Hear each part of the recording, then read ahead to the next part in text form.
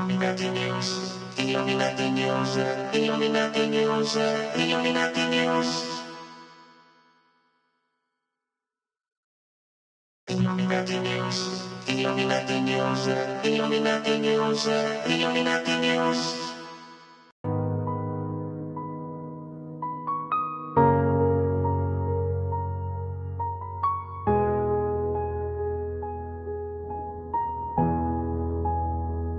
My tea's gone cold, I'm wondering why I got out of bed at all. The morning news clouds up my window and I can't see it all. And even if I could, it'd all be great, but your picture on my wall, it reminds me that it's not so bad.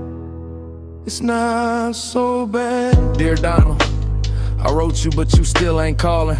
I left my cell, my pager, and my home phone at the bottom. I sent 2 letters back in autumn. You must not have got them. But anyway, what's up, man? How's this war with Iran going? I love you, man, I swear I do. I voted twice, wore the hat, but now you're bombing terror. Cause Bibi Netanyahu snapped his fingers like that. You said America first, now we're dying for Israel's benefit. American treasure burning up, American lives getting spent. Lindsey Graham whispering in your ear, Mark Levin screaming on the air, Laura Luma tweeting, hit him harder, got you dancing like you don't care. I even got your face tattooed right across my chest, but every time I see the news, I'm feeling more and more depressed. P.S. We should be together, MAGA forever. You and me. Your biggest fan. My tea's gone cold, I'm wondering. Welcome everybody, this is a new opening from my friend Jason Lowe, which I wanted to inaugurate today because I think that it reflects the way many of us feel in regards to the way Trump betrayed the values of the MAGA movement. So bad, it's not so bad. Dear Donald, you still ain't called or wrote. I hope you have a chance. I ain't mad, I just think it's fucked up you don't answer fans. I seen you on TV with Bibi smiling like it's all a game, while American boys come home in boxes and the deficit's in flames. You let the neocons run the show, Grand Levin Loomer pulling strings, pushing you to bomb Iran so Israel gets its original kings. Nuclear war on the table, man, one wrong move and it's all over. Mushroom clouds over the desert while you're playing golf in Florida. My wife keeps crying, kids asking why daddy's heroes killing kids. I keep telling them Trump's the best, but even I don't believe my shit. You betrayed every voter who put you back in that chair for a foreign flag and a bunch of hawks who never sent their kids anywhere. P.S. You still ain't called. I'm starting to lose hope. Your biggest fan, Stan Trump. My tea's gone cold. I'm wondering why I got out of bed. Jason Lowe, who has done this rap, Dear Trump, of course influenced by Eminem. Friend Jason in the past has been a guest here at the Leo Zagami show during the first year. He's also been in the past a prominent member of the Proud Boys. And like I said, somebody who is truly disappointed with how things turned out, unfortunately, with Donald J. Trump. Today, we saw also that other pathetic scene in the Oval Office with Joe Rogan. Joe Rogan, who could have been on the right side of history, like Tucker Carlson, like others who have understood the dangers of having somebody who is not only not respecting the promises made during the presidential campaign, but who is turning out to be an Antichrist. But actually, all the signs, the biblical signs, like I explain in my latest article, point out in that direction. I published this article before Tucker Carlson made the same conclusions. He arrived to the same conclusions, I think, 24 hours later. But all the biblical signs are there. In fact, this article, which, by the way, shows also that the White House substituted what used to be this image with this other image, and that is a demon. That is actually a demon known as Master Leonard, and it's a very relevant demon that you can find in the Dictionnaire Infernal, and it is, of course, one of the loyal servants of Satan. So here we are talking about somebody who, I repeat, is always promising but never delivering.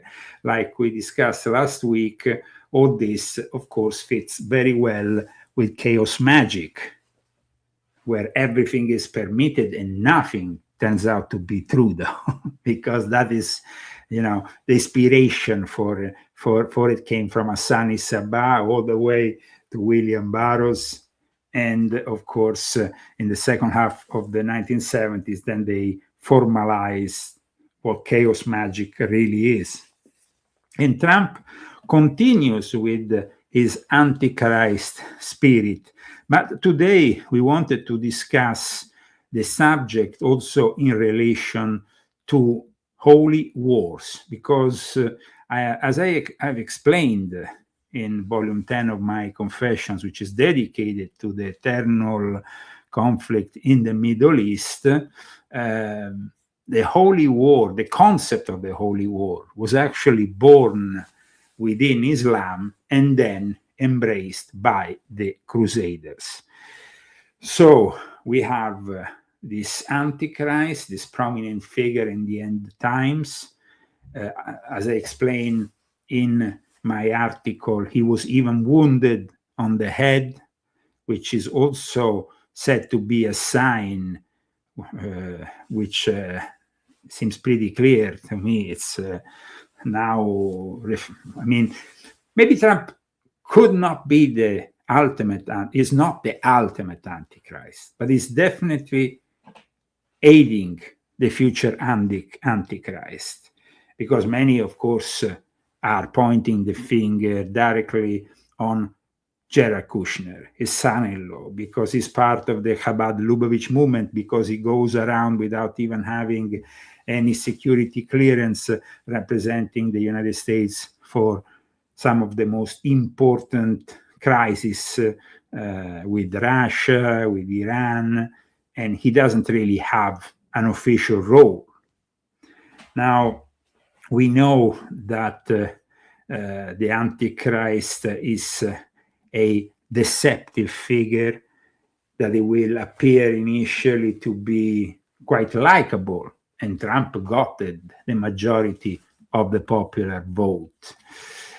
Now, in regards to what we are viewing now, we have, of course, a way of viewing the Antichrist on the Islamic Shia side, and another way of viewing the Antichrist on the evangelical side, which seems to be the one that is really supporting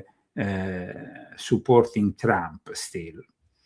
Though there is a lot of people that after Trump presented himself as a Jesus figure, they just dropped off and said, no, thank you, because that is an anti-Christian way of doing things. Now, it's important for all of you to understand that we have been saying that Trump was not reflecting any longer our values for a long time here at the Leo Zagami Show, already since last year with my wife, and then after the publication of the book on Jeffrey Epstein, a book which I wrote and I published because I believe that might be really the holy grail of what is happening now. According to this situation that we are viewing now, the concept of holy war is embraced on both sides.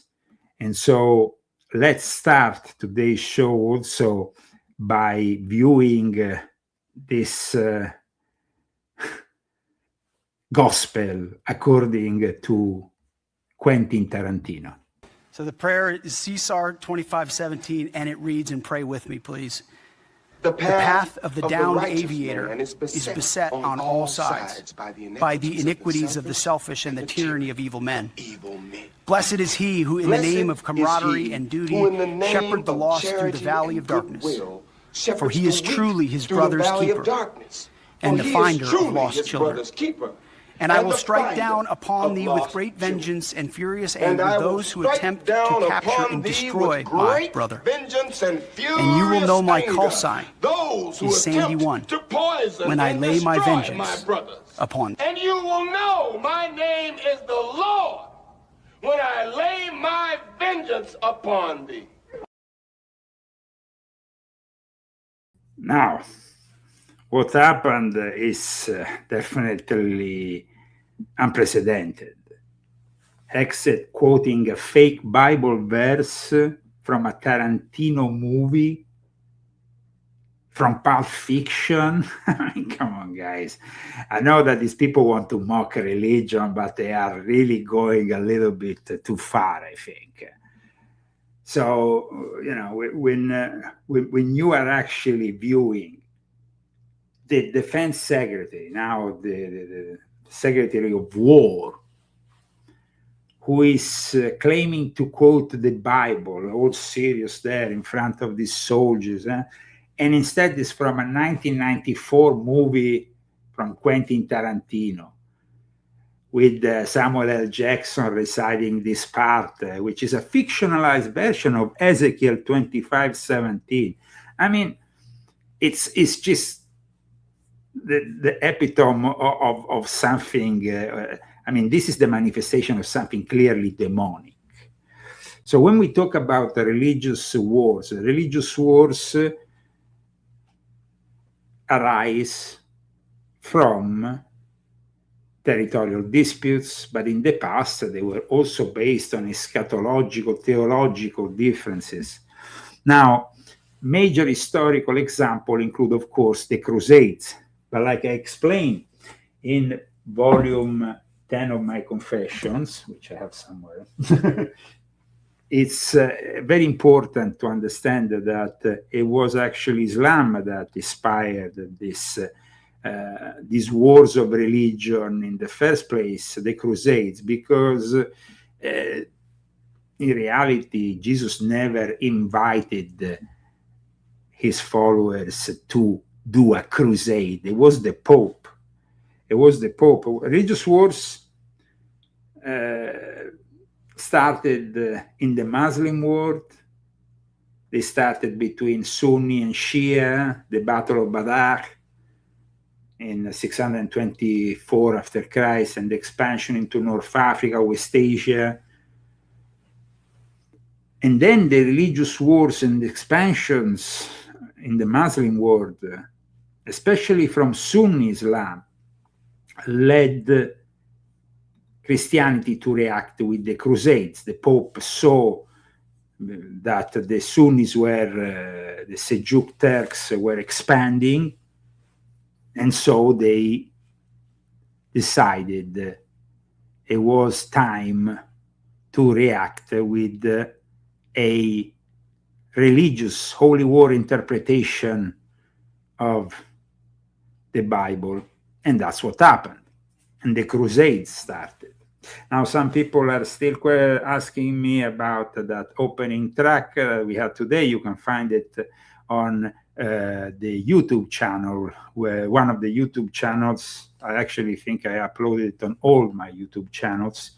And so you can find it there. It's called Dear Donald by my friend Jason Lowe, just so you know. But going forward with what we are discussing, the early Muslim conquest, 632, 750 AD, took over many formerly Christian areas, including Jerusalem. And that prompted then the reaction from Western Europe, from the militarization of Western Europe, also in the Reconquista, and the eventual call for the Crusades in the year 1095. But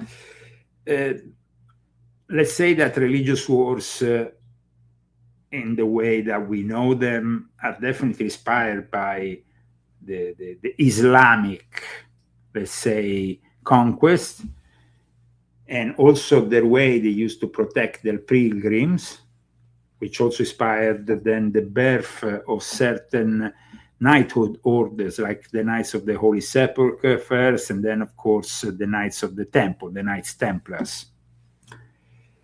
But in reality, the concept of holy war is also originally rooted in the Hebrew Bible, and so in biblical tradition.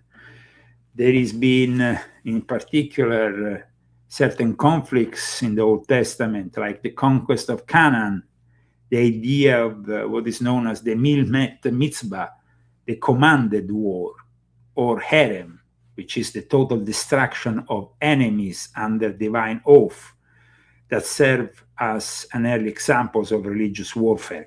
And I published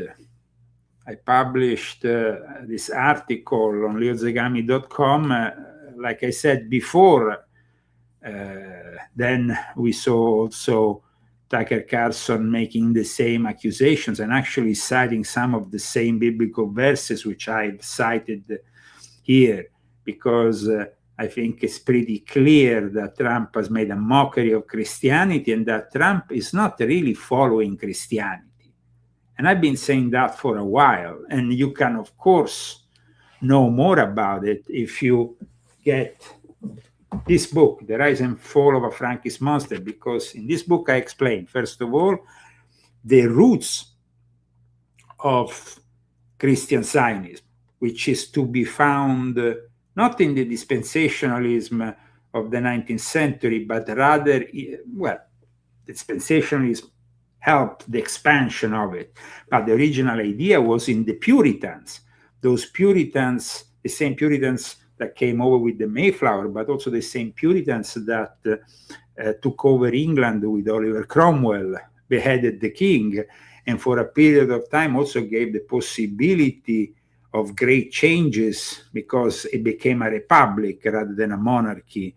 The whole of the British Isles were having wars, basically wars of religion, that will eventually stop and lead to the creation of speculative Freemasonry, which had as an initial aim putting together all these various Christian denominations that were fighting with each other. This was one of the aims, even if it's not so well known today, even to Freemasons. And then later on, when the ancient and the moderns in 1813, the Duke of Sussex came together, and they expanded to all other religions, the Masonic project. But in regards to the Puritans, they were the ones who, like I explained in this book, influenced also Shabbatai Zevi, because the father of Shabbatai Zevi, who used to work in Turkey, in Izmir, were the ones who convinced, I think, in a way, through the father, Shabbatai Zevi, to take on his messianic role, which for a brief time he had within, having been recognized by more than half of the Jews worldwide as their prophet. Then we know what happened later on. If you want to know more about the Sabbatean Frankists and how they eventually will give birth to people like Jeffrey Epstein, well, you need to read this book, which is still very relevant. Now, we know that this whole week there has been this squabble, this fight between the Pope and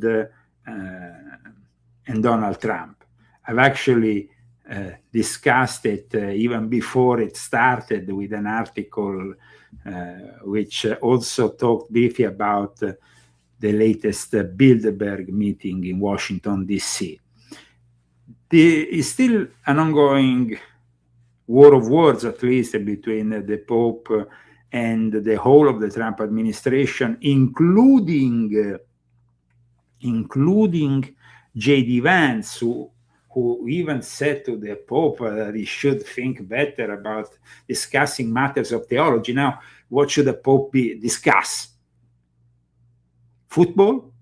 I mean, the Pope is obviously somebody who has discussed matters of theology. Now, I don't adhere or I don't lean towards the ideas of this Pope, which I've been fighting from the very moment he was elected, because he is obviously on similar lines to what his predecessor, Pope Francis, was doing. It was actually Pope Francis in 2023 who led them to come to go to Rome and be prepared in order to then be elected the Pope, with the Jesuits behind the scenes, almost imposing this decision on all the other cardinals.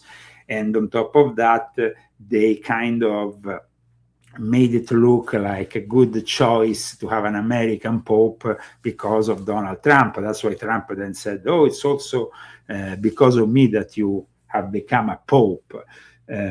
Because definitely there has always been the influence of the most important emperors and kings, and in this case, President of the United States, upon the election of a Pope. It's not only the Holy Spirit that comes from above, and suddenly, you see, the Holy Spirit tells us that this is the Pope.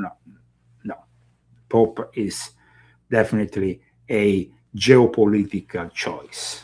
And it's been a geopolitical choice also very clearly since the election of John Paul II in recent times, when they were, of course, fighting the last part of the Cold War with the Soviet Union.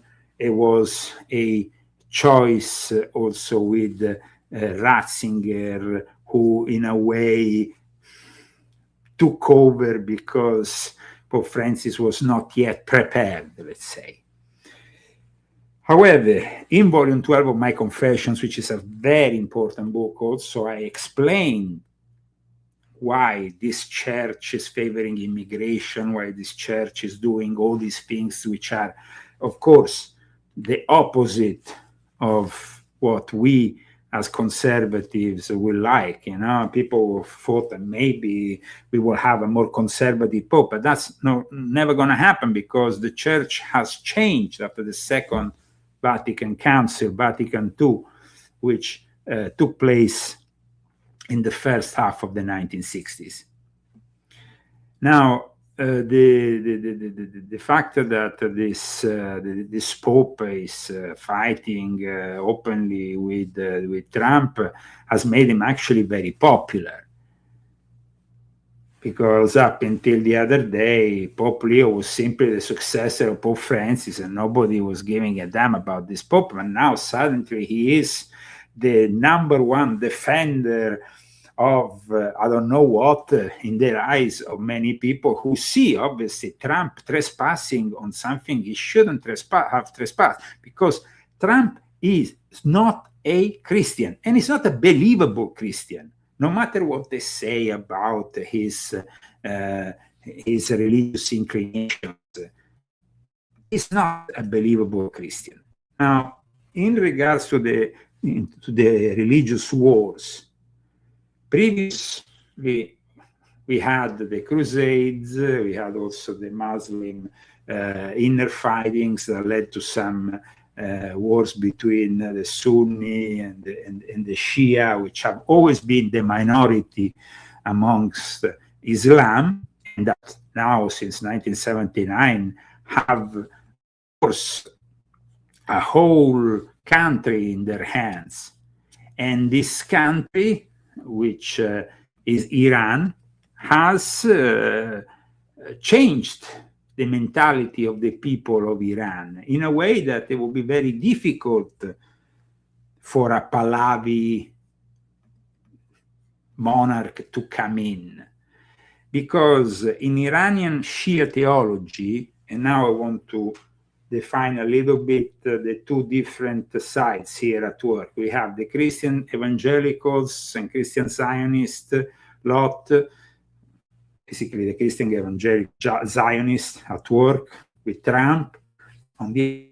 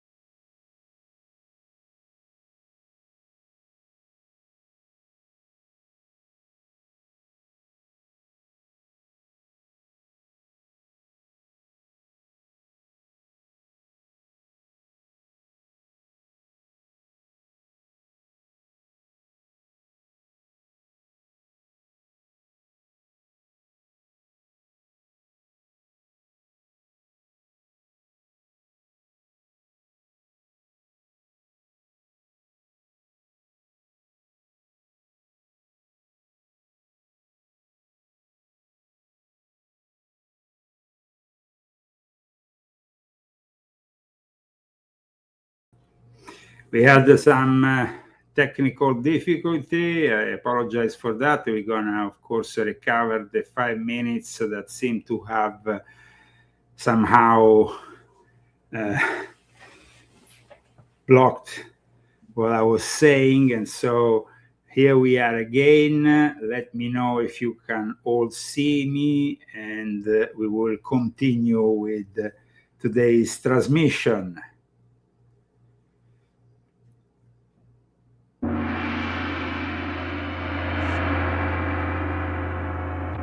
Okay, you're back. Okay, then. Everybody can see me now. So I was explaining the differences between the two approaches to also the coming, the end times view, the apocalyptic vision in the Shia world as well as in the evangelical world. And I also wanted to talk about the Shia view of the second coming of Christ, because the core beliefs in the Shia tradition, the 12 Shias as they are known, is the belief that this 12th Imam called Muhammad al-Mahdi went into occultation, sort of supernatural concealment, and since then, I'm talking about 874 AD, so a long time ago, he's been expected to reappear at the end of time. However, there will also be the return of Jesus. Jesus, though, of course, in their Shia vision, is almost like the helper, not the guy who is leading the show. So we have 1,300 years old tradition that differs profoundly, because Jesus is expected in this case to return, but to descend from heaven to aid the 12th Imam rather than to lead the show. So the apocalyptic scenario of the Mahdi's return is rather different. The Shia traditions indicated that when Jesus returns, he will pray behind the 12th Imam. And it indicates, of course, that the Mahdi's leadership and his role is always superior. Then you have, of course, the evangelical take, which is rather different. We have the Islamic Republic of Iran, which is active Mahdism, whose high-ranking officials are really deeply entrenched in this belief that the return of the Mahdi is only possible by creating unnecessary global chaos. And then they have an axis of resistance with groups like Hezbollah, Hamas, and the Houthis. Even if, in theory, Hamas is a Sunni organization, they are always been heavily supported by Iran historically. So there is an indoctrination that has always characterized, since 1979, the regime, the Iranian regime, and it all focuses around this mosque near Qom, which is the Jamkara Mosque, where they indoctrinate most of their followers. In regards instead to the evangelical end times belief, it's very different. We have literally the second coming of Jesus Christ. Often they even believe preceded by a rapture.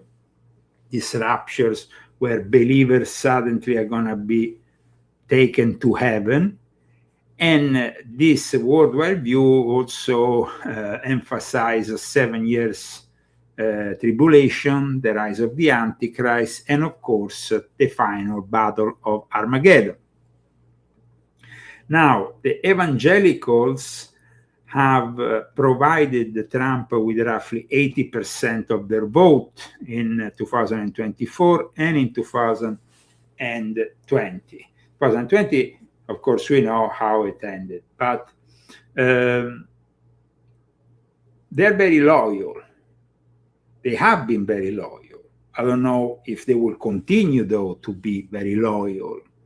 As of early 2025, 72% of white evangelical Protestants approved of Trump's job performance, but that was a very different time from early 2026, when things started to manifest in a way that white evangelicals were not completely satisfied with Trump. They remain, though, a stronger support. We have, though, an increasing element of support also in the past from Catholic voters in the second term, including especially also the Latin vote, which has been unprecedented for the Republicans and for Donald J. Trump. So Trump today, instead of delivering, has disappointed once again, because the Strait of Hormuz is closed. Yesterday, once again, we saw Trump promising in front of Turning Point USA and Erica Kirk that everything was fine, that everything was going great, that he would be with the American soldiers and the Iranian soldiers recovering the uranium, and all that is nonsense, is lies. Nothing manifested. Today, we saw actually the crisis. The crisis is increasing because the Iranians have started to shoot again at the tankers and Strait of Hormuz, one of the world's most critical energy corridors, is once again emerging as a major geopolitical flashpoint between Iran and Israel. As U.S. President Donald Trump said, the waterway is reopened, but a U.S. naval blockade remains in place. Iran has now declared what it calls a new maritime order. According to Iran's Parliament National Security Committee Chairman Ibrahim Azizi, international actors must now comply with rules set by Tehran, not social media narratives or external pressure. In a post on X, Azizi stated that under the new system, only commercial vessels authorized by the IRGC Navy will be allowed to pass through designated routes following payment of required tolls. He also shared a revised navigation map for the strait showing a designated hazardous zone near Oman, where ships are directed to move closer to Iranian coastal waters. Azizi added that all passage remains strictly conditional, requiring prior approval from Iran's Armed Forces General Staff and adherence to assigned routes. He further warned that if the United States interferes with Iranian vessels, these transit permissions could be revoked at any time. The Islamic Revolutionary Guard Corps Navy has confirmed the enforcement of the new order, stating civilian ships must follow Iran-designated routes, while military vessels are strictly prohibited from passage. Officials say the transition comes in the wake of the fragile ceasefire in Lebanon. Meanwhile, Iran's defense ministry has also weighed in. Spokesperson Brigadier General Abbas Tlaibnek says the strait remains open only under a conditional ceasefire framework. Very conditional, and regardless of what is happening with that very frail ceasefire between Israel and Lebanon, it seems that today things are not going that well. So many still see Trump as some figure chosen by God, a savior figure that will protect the interests and values of Americans. But that is obviously not the case. And he doesn't have Christian values. His values are Sabbatean Frankist values. He is following the Messiah of the Chabad Lubavitch movement rather than Jesus.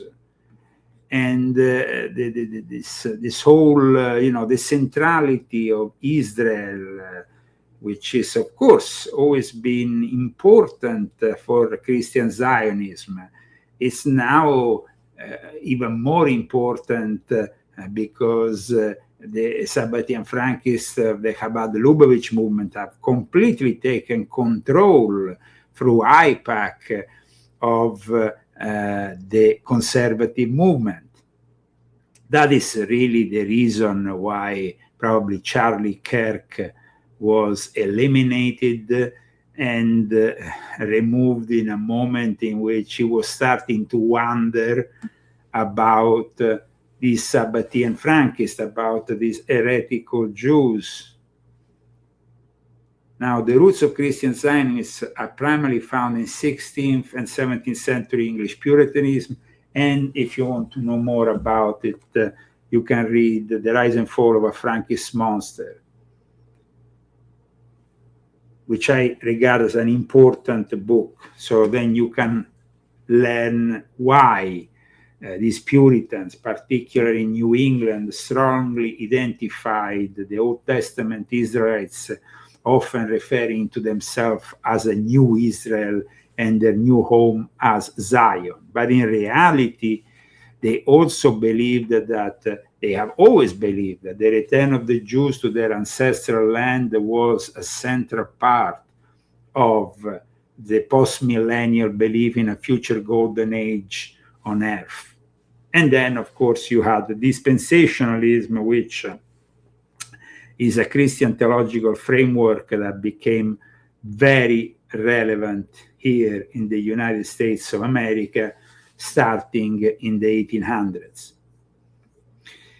Now, we have, of course, this foundational belief that Christians should support the restoration of the Jews to Palestine, and that really manifested.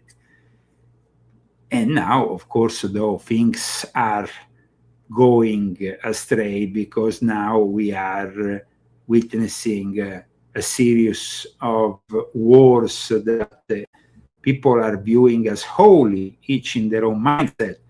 Like, for example, even the war between Ukraine and Russia is a religious war, because you have the Orthodox side with Vladimir Putin, which claims, of course, that people like Volodymyr Zelensky are Satanists. People like Volodymyr Zelensky are leading a country that was once loyal to the Russian Orthodox Church, leading them instead towards Rome. And this is also a very important element in our story, because here is not only about what is happening in the Strait of Hormuz, but what is already happening also in Ukraine, which has already debilitated and created a massive energy crisis in Europe. Europe that now is facing, of course, a situation of inevitable recession. If this present crisis continues after May, Europe will be led to poverty, because they are almost, kind of squashed between two wars. Now, in regards to what is happening in the Middle East, let's not forget that it's true that Shia Islam is definitely different from Sunni Islam, and they are at times more extreme. But who created Shia Islam? Now, in volume 10 of my Confessions, which, like I told you, is dedicated to Islamic Freemasonry and the secret societies involved in the eternal war in the Middle East, in volume 10, I explain that the Erev Rav, that mixed multitude of witches, of witch doctors, of magicians that came out of Egypt with Moses and then infiltrated from that moment onwards Judaism, and that's something that was confirmed even by the founder of Lurianic Kabbalah, so it's not me. saying it. It originated, though, with the Shia Islam originated with a guy called Saba, and Saba was a Jewish member of the radical Jews. I mean, he was embracing Islam, but he wanted to embrace Islam in a way that went even against the Islamic principles of Sunni Islam. And so the fourth Rashidun Caliph, who was Ali, who was the cousin of the Prophet Muhammad, at that point became the main figure for the Shia. Let me see if I find more about the creator of Shia Islam, aside from the fact that you can, of course, go and read all about it in my book. But I have here an AI overview just to explain you who created Shia Islam. Abdullah ibn Saba is a controversial 7th century figure described in early Islamic history as a Yemeni Jewish convert who allegedly fomented rebellion against Caliph Uthman and established extremist Shia doctrines such as the divinity of Ali according to tradition. So, the guy who established the most extreme branch of Islam was a Jewish person, a member of the heretical Jews who have always led astray since Moses came down the Mount Sinai and he saw they were worshipping the golden calf. That is really what we are talking about here. Now, most of you will have never imagined that behind the creation of a faction of Islam that hates so much the Jews, who has embraced every possible anti-Semitic theory, that it was actually a Jewish person. But we go back to that weird paradox, which I've always outlined also in this book, with figures like Adolf Hitler, who was also of Sabbatean Frankist descent, who was also a Jewish heretic, if we want to be honest about it, and who, of course, will kill millions of Jews. Now, somebody's talking here in the chat about Harry Markov. Yeah, I know Harry, 20 years. We go back 20 years with Harry. Remember that this year, Illuminati Confessions is celebrating 20 years online. 20 years, guys. Now, the problem with Harry, I think that he misses the whole point when it comes down to the Sabbatean Frankist. The Sabbatean Frankist is a very complex subject that it's very rarely understood in its fullest capacity, because even Candice Owen, when she talks about them, she only scratches the surface compared to what I've wrote in this book. But we are discussing also, for example, Tucker Carlson, who has at the moment understood certain things. He still hasn't dealt so deep into the Sabbatean Frankist.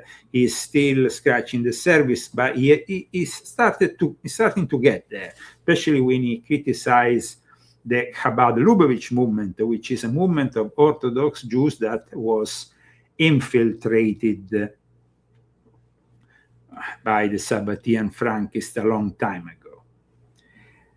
Anti-Semitism is not something we promote on this show. In fact, even this book says it very clearly, to not fall into the trap of anti-Semitism. And that's why I am explaining things how they are, even if at times they might seem complex, but they are relevant, because otherwise we tend to generalize like some other people do, and then of course you get to become a ignorant anti-Semite. It's not about the race here. It's about people who embrace the wrong ideologies, the wrong religions, the wrong sects. It's like the Catholic faith that has been infiltrated and led astray by the Jesuits, especially after the Second Vatican Council, is like so many branches of Islam that have been infiltrated left, right, and center. And of course, 80% of Jews here in America, they claim they are they embrace Reform Judaism, which is in itself already on the wrong course, because it's abandoning the traditional Mosaic laws approach. So we try to explain, that there is here a holy war going on between two factions, and two factions that also interpret differently the figure of the Antichrist, but they seem to have some similarities. Now, I've found a very interesting, very short video from Joel Richardson, which is not only a best-selling author and a filmmaker, but also is recognized as a preacher and teacher, who has discussed briefly the differences in what is the Antichrist in the Sunni and Shia, but also, I guess, in the Christian tradition. Years ago, I was exiting Saudi Arabia, and a Saudi Muslim gentleman messaged me, and he said, "Mr. Richardson, I'd like to talk to you. Can I meet you at the airport before you leave?" And I said, "Sure." So this gentleman comes around the corner, he hands me a coffee, and he looks at me and he says, "Who is the Antichrist?" And what followed was a really fun conversation. I shared with him my perspective, and after about 5 minutes, he said, "You and I are in agreement." Now, a lot of people think that when I talk about the Antichrist coming from the Muslim world based on my analysis of biblical prophecy, they think this is somehow hate rhetoric or this type of thing. But that's not true at all. Like, we all have a right to analyze our scriptures and share what our opinions are. What a lot of people don't realize is that the Sunni Muslims of the world, they make up roughly 85% of the Muslim world. Many of them also believe that the Antichrist will be a Muslim, that he'll come from a different part of the Muslim world. Many of them believe that the Antichrist will be a Shia Muslim. Now, many of the Shia Muslims, they make up about 15%, primarily in Iran, believe that the Antichrist will be some type of a Sunni Muslim. Okay, so everyone has their different opinions. Now, with regard to what's happening right now in Iran, let me just say, we have roughly 300 million Muslims globally. That's almost the population of the United States, who are Shia Muslims, who adhere to the belief system of the regime that's falling and collapsing right now in Iran. Now, they teach that they are the divine stewards of the government of Imam al-Mahdi, their Shia version of the Islamic Messiah. And with the fall of the regime, we are about to see, I'll say, apocalyptic disappointment for a population that is the size of the United States. And cults don't die easy. In fact, cults rarely die. And in fact, then it didn't, I mean, this clip was done when they hoped to overturn in a few days the Iranian Islamic Republic. It didn't happen. It didn't happen because, unfortunately, there is no understanding, I think, on both the Israeli and American side, that if you want to really change things in Iran, you have to first change decades of constant brainwashing. And it's not as simple as simply going in there with a few agents, saboteurs, and giving a few weapons to this or this other faction, that you're going to take over a republic of over 90 million people who, like I said, have been brainwashed. And so it's not going to be very easy to deprogram them. It's a little bit like, when we went into Germany after the Second World War, we had to do a series of deprogramming activities, of psychological operations to deprogram them from years of Nazi programming. Well, the same is for the Islamic Republic of Iran. So there is no way that things can, just turn in a different direction if you simply throw a few bombs and if you give, like I said, a few weapons to some saboteurs, which in the end didn't manage to change anything. In any case, I have found also a video of the second coming of Christ from the Shia perspective. Here, of course, after the usual prayers, then you go into the actual presentation, and it's rather interesting. I will come back and take you to be with me, that you also may be where I am. Hebrews 9:28. So Christ was sacrificed once to take away the sins of many, and he will appear a second time, not to bear sin, but to bring salvation to those who are waiting through him. And Acts 1:9-11. After he, meaning Jesus, said this, he was taken up before their very eyes, and a cloud hid him from their sight. They were looking intently up into the sky as he was going, when suddenly 2 men dressed in white stood beside them. Men of Galilee, they said, why do you stand here looking into the sky? This same Jesus who was taken up from you into heaven will come back in the same way you have seen him go into heaven. These are only a few verses from the New Testament supporting this belief that Jesus... Now, somebody is asking me here from the chat a question which I would like to answer before I forget. Leo Spielberg is a member of B'nai B'rith, so I assume he's probably a Freemason. He's a member of the mega group that was established by Les Wexner in the early 90s, which was the backbone of Jeffrey Epstein's operation. You can read all about it in this book. So, just regarding Steven Spielberg. He has always been a member of the mega group, and the mega group, like I said, is also known as the Jewish Study Group. If you want, I can show you briefly the names of the members, and of course, you can also find in the official list Steven Spielberg here. Amongst the others, we have many others who are relevant, including this guy, who is the biggest, was at least and still is one of the biggest supporters of Benjamin Netanyahu, who also was the biggest financier for his first political campaign. So here we are, and let's move forward instead after we have briefly spoke about Steven Spielberg, which seemed to have been an important question. Let's go into the war in Iran as a sign of the end times for evangelical Christians. Welcome to the Got Questions podcast. So Jeff and I are taking a break from the questions about different books of the Bible. We've been doing a series on what are the most frequently asked questions in Genesis, Exodus, Leviticus, Numbers, and Deuteronomy. We're going to take a little break from that for a little while and cover some other hot topics, questions we've been receiving a lot of at gotquestions.org and BibleRef.com. As you may know, if you've paid any attention to the news lately, there's a war going on with Israel, Iran, and the United States being the primary nations involved.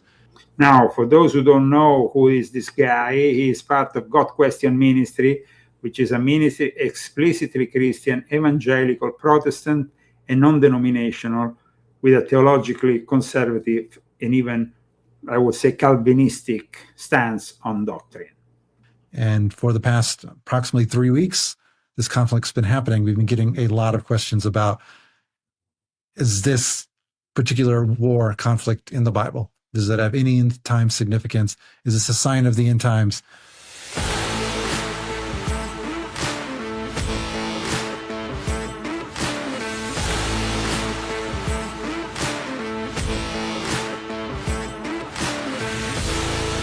And we've done other episodes like this on the war between Russia and Ukraine. A year ago, when Israel and the United States bombed Iran's nuclear facilities.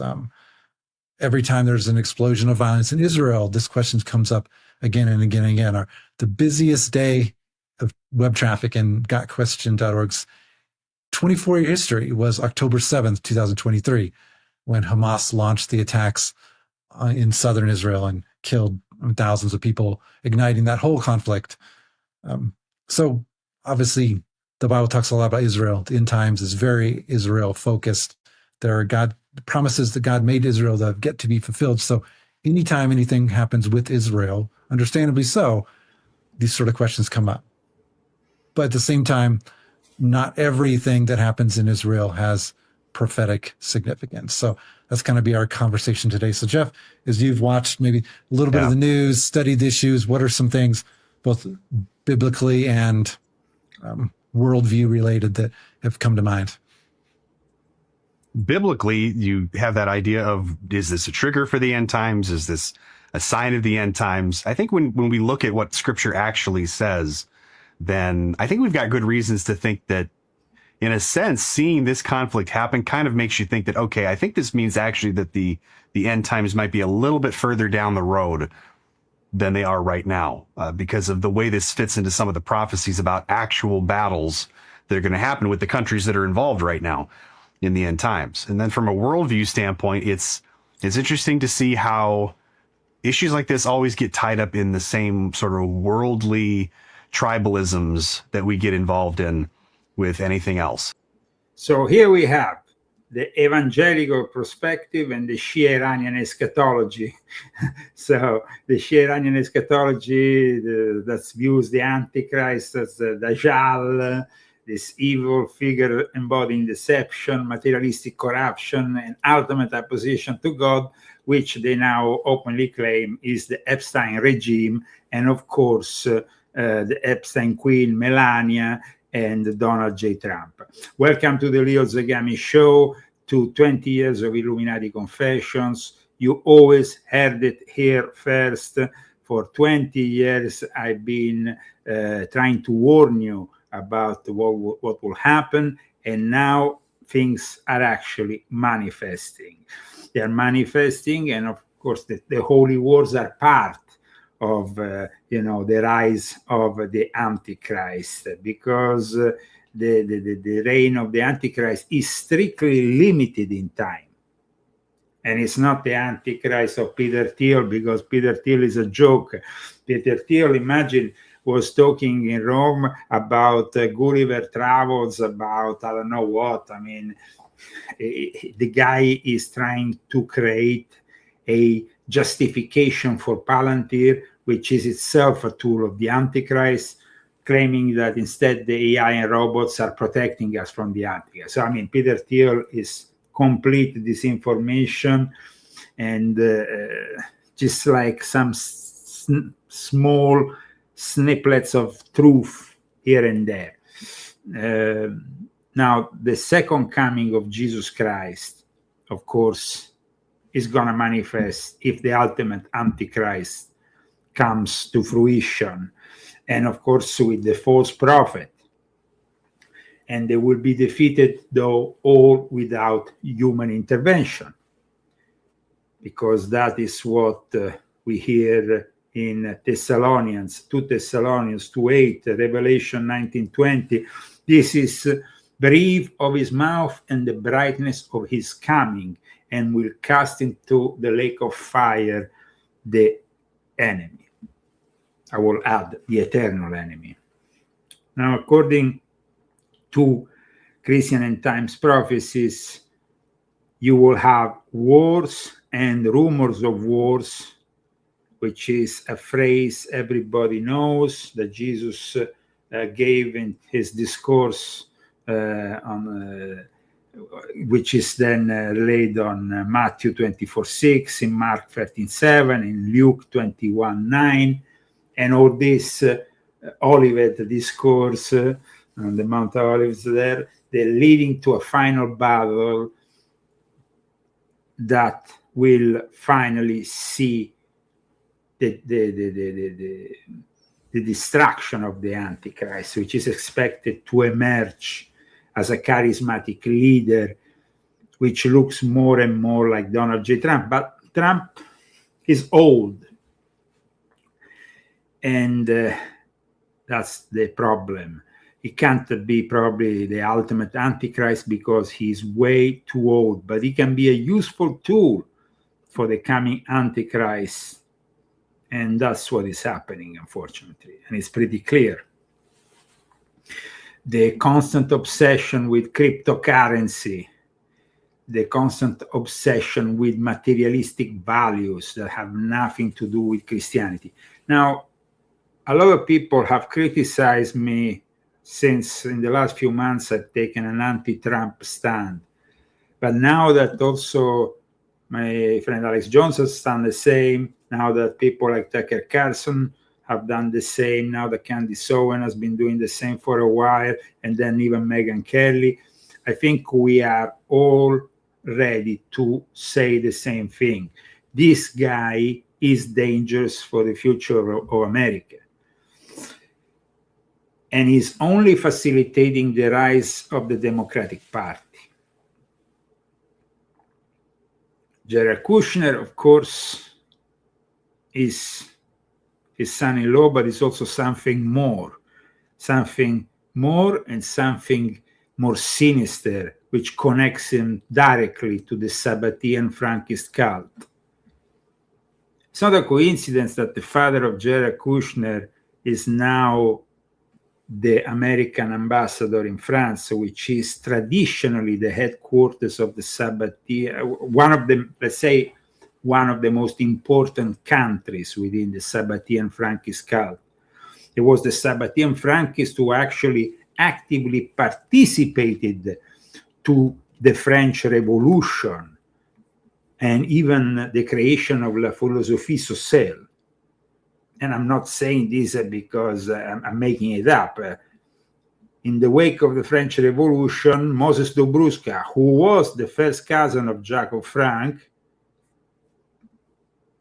traveled via Strasbourg to Paris and became a Jacobin, once again with the name Junius Frey, and eventually he was arrested for treason and espionage and executed by the guillotine. But I repeat, France and the whole of the revolution were piloted by the Illuminati and the Sabbatean Frankists.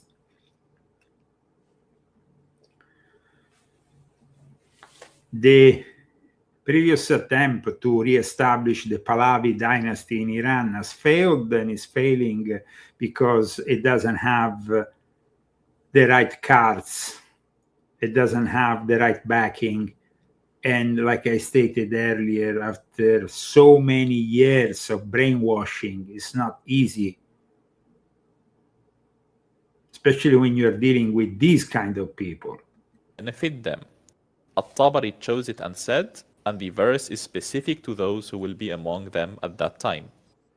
And Ali bin Ibrahim mentioned in his tafsir that his father narrated to him from Sulaiman bin Nabud al-Minqari, from Abu Hamza al-Thamali, from Shahr bin Hawshab, who said, Al-Hajjaj said to me, there is a verse in the book of Allah that has worried me. I said, O commander, which verse is it? He said, he's saying, and there is not one of the followers of the book, but most certainly believes in this before his death, and on the day of resurrection he shall be a witness against them. This is a verse we just quoted. By Allah, I command the Jew and the Christian to be beheaded, then I look at them with my own eyes, but I do not see them moving their lips when they die. I said, may Allah rectify the commander, it is not as you have interpreted it. He said, then what is it? To which he responded, verily, Jesus will descend to the world before the resurrection day, and the people of the Jewish or Christian nation will not remain on the earth unless they believe in him before their death and will pray behind Al-Mahdi. So what they are claiming is that you have to believe in the physical Jesus that will manifest in the end times, but this Jesus that the Shia believe in will still be behind the 12th Imam, the Mahdi, who will be praying in front of him and who will, of course, lead prayer in front of God. Now, this is a very important element in our story because we all know that Jesus will come back, but we don't know when, of course. Nobody knows when, even within the Shia tradition. However, even in the Shia tradition, just as we have in the Christian tradition, as we have said, early wars and rumors of wars. That seems to be the reoccurring theme, even for Shia Muslims. But let's go back to the evangelicals. There's a lot of discussion about whether or not these are valid or reasonable attacks, whether this is something that the United States and Israel should be doing, to what extent Iran has a right or a responsibility to attack back. And a lot of these things happen, and it's mostly happening in that worldly sphere. I don't hear a whole lot of discussion of people who are taking a sort of a biblical approach to saying, how do we as people who are not really directly involved in a conflict look at something like this and process the things that are happening? So for me, I see some biblical things that kind of point away from the gloom and doom aspects, and then I see some worldview things that I guess they're gloom and doom, but they're not super encouraging, because I don't see a whole lot of people really thinking about the biblical side of it. They're thinking more of the political side of it. No, there's some interesting little tidbits. For example, in the Bible, the nation now known as Iran was known as Persia, or even a little bit of Assyria mixed in there. So there's multiple nations that have inhabited that particular land before it became Iran. The timing of this kind of coincided with what we find in the book of Esther with Purim and those feasts and those sorts of things. So the timing of it has stirred some things up. The Bible does seem to connect some in times events possibly with Iran. I think of Persia, also Elam. There are prophetic passages in Jeremiah, Isaiah, Daniel, etc., that seem to talk a little bit, even Ezekiel, but none of these give any sort of specific enough info that if this happens in Elam or Persia. Now today, the Iranian leaders said, we are the most ancient civilization in the world. And to be honest, they are. However, like I said, there is a big enemy, the Antichrist, that is manifesting, and that Antichrist seems to be in the White House. So let's check out Jared Kushner, 666 Fifth Avenue. Now it's been conveniently renamed 660. It's a 41-story Midtown Manhattan office that the Kushner companies acquired for a record $1.8 billion in 2007. And the building was subsequently rebranded, and was rebranded for a specific reason, because they didn't want Kushner to be associated with the number 666. Very simple, no? So we have holy wars, we have the rise of the Antichrist, we have everything in place. Now, missing from the equation is, of course, the reappearance of Jesus. Now, this Jesus interpreted by the Shia in one way, by the Catholics in another, by the evangelicals in another. But in the end, what is going to manifest from God is, of course, the interest in bringing mankind away from the evil of the Antichrist and of the fallen angels. Now, in regards to the fallen angels, somebody was also pointing out here in the chat the book of Enoch. And there in the book of Enoch, of course, we have the Watchers, which are in the book of Genesis, in Genesis 6, the sons of God, and then we have their offspring, the Nephilim. And there, of course, we could go on for another hour, 2 or 3, but we don't have that kind of time today. I want to thank the sponsors of today's show: Yo Uzumaki, Demis Bolano Serrique, Glenn Anderson, Daniel Estes, Larry Frascella. Now, some people ask me why we didn't do a show on Wednesday. Well, we haven't received a massive amount of donations. So we are trying to spread out a little bit the midweek show, and we're going to be back next Wednesday. So in a way, we try to be present 2 times a week when possible. But I repeat, it's also based on how many books I actually sell, and also on the donations that I receive.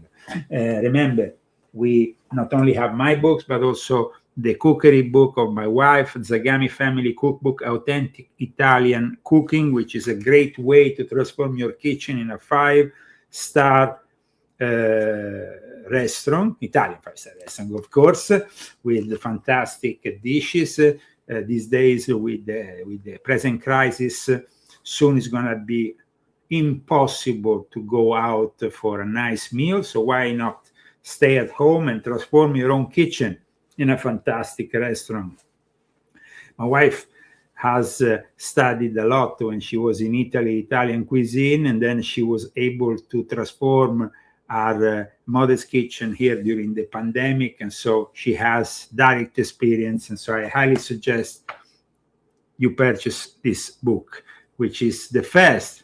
Maybe there's going to be even volume 2 in the future. Who knows? My wife is kind of preparing for that. Then we have, of course, The Rise and Fall of a Frankist Monster, which, like I said today, is a very important book, because in the end, we are fighting the Epstein regime. That is sad but true. I mean, it's an accusation from the Iranian propaganda that we take into account, and unfortunately, it's the truth.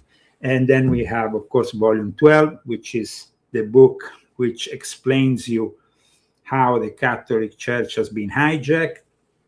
And then if you are interested in knowing a little bit more about the age of cyber Satan, artificial intelligence, and robotics, I mean, robots are being built, especially in China, to take over the world.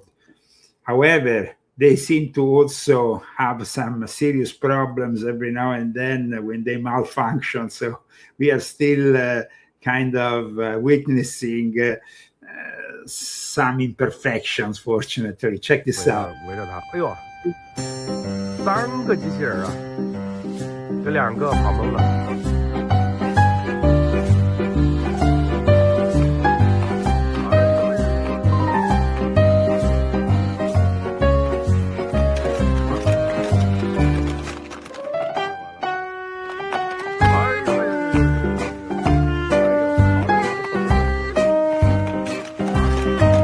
Thank you so much for tuning in today, and I will see you on Wednesday with another episode of the Leo Zagami Show. Don't miss it!